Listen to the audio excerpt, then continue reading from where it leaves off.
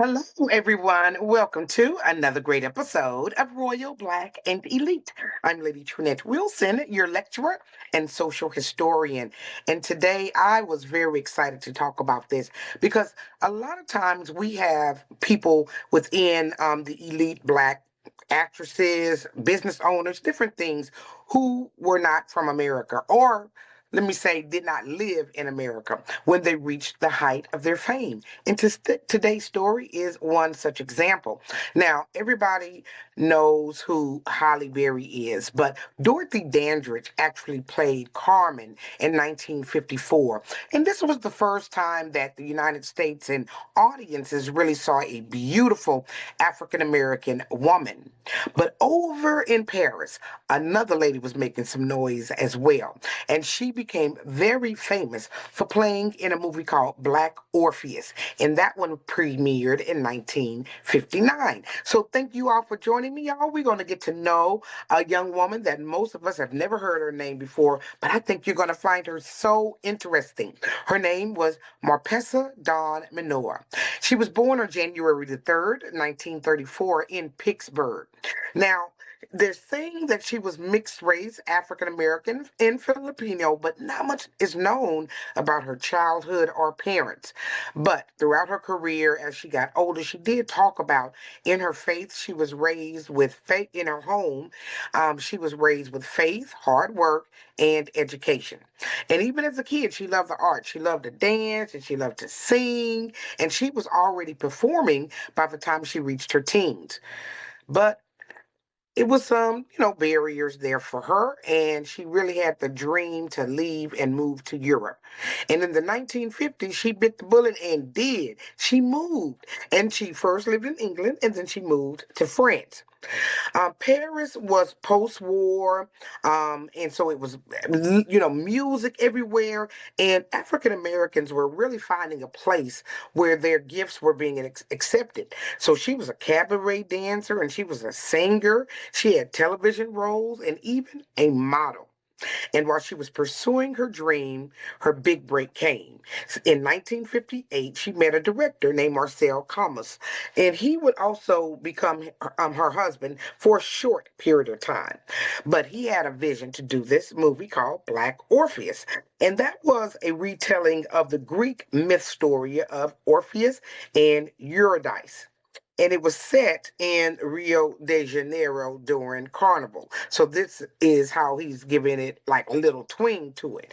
And because of this, it really introduced the world really to Afro Latinas and Brazilians and just different people within the African American race excuse me, within the Black race that they had never seen before. As you know, when we were brought over to America, we didn't know that we were also being sent to everywhere in America and the Caribbean islands and Brazil, all of those places were places that we were sent as well. So here they see this beautiful woman, and she was only 24 years old. And so she auditioned for the part. And of course, she won.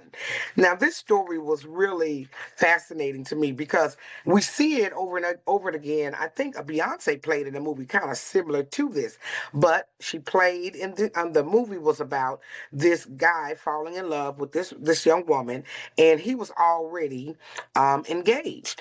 And so one night at this party, she had this veil on, and here she was dancing with him, and they had already, I had a little physical interaction. So he was in love, nose wide open, and he dancing with this woman in front of his fiance. So the fiance is looking at the situation, and she ends up Eurydice, or the woman who's playing, of course, who we're talking about today, Marpessa. She actually ended up in this place because she was running away from this man.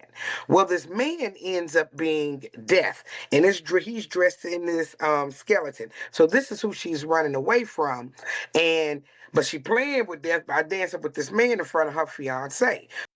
So his girlfriend, or excuse me, his fiance sees them dancing, and she's like, what is going on? And so she confronts them, rips off the veil, and Eurydice runs away. Now the next thing we see is she's hanging from a power line, but she is alive. However, Urfio turns on the electricity unknowingly, not knowing she's up there, and he electrocutes her. So that's how she meets her end. So this is the movie that made Marpessa famous throughout all of Europe, and it won an award in Cannes, and it also won an Academy Award for Best Foreign Language Films. Audience worldwide was just mesmerized. The color, the rhythm, and just the story, the love story that never was.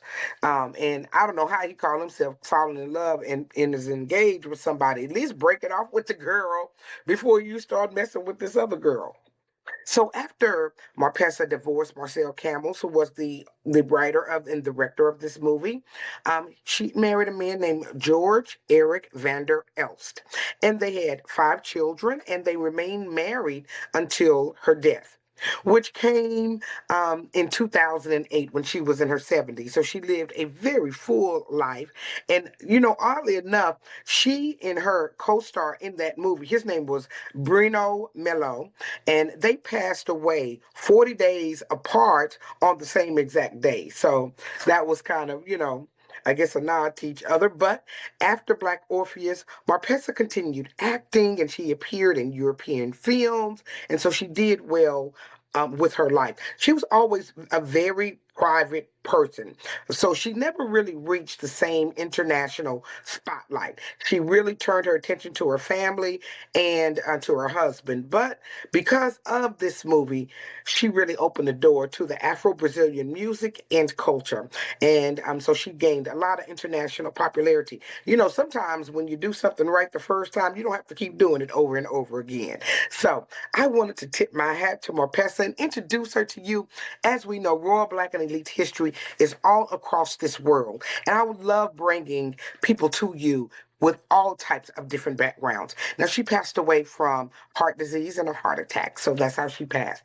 So I want to thank you all for joining me for another great episode of Royal Black and Elite. And as you know, my lectures are always for educational and entertainment purposes only. So I hope you were both today. I really thank you for taking some time out. I know y'all are busy and you have a choice. And so by you clicking on here at Royal Black and Elite, I can't tell you how much I do greatly appreciate you supporting the channel. Now, if you haven't, remember to like, share, and subscribe, and let me know, have you heard of this woman before? I thought her story was so very interesting. But I have a whole lot of different stories, so definitely click down below. And y'all tune in tonight.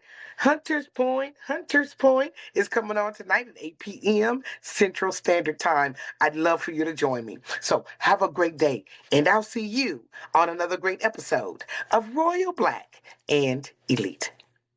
Thank you for watching.